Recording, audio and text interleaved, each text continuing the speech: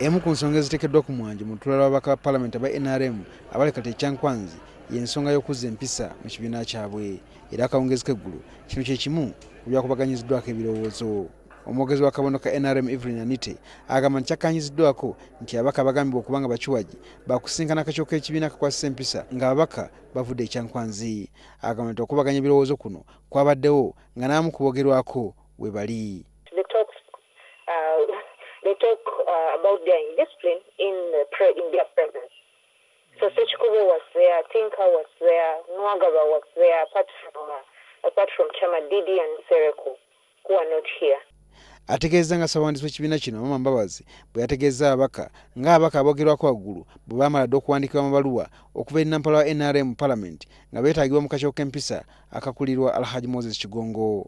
So what the Secretary General has said is that these members have received the letters written by the government chief whip to ask them to appear in the disciplinary committee. Ababaka bagamba nti bagenda okuva e Kyankwanzi nga banywezza n'amateeka gabafuga era nga ababaka aboogerwako nga bakiwagi basobola okugwa ku kibambulira omulina okugobwa mu kibiina. Some of the consequences they're likely to face, one of it according to the Secretary General, expulsion from the party. Yes. And you know we are under multi-party dispensation, and for you to be elected in the Parliament of Uganda, you have to belong to a party. If you don't want to belong to a party, then you have to be run as an independent member.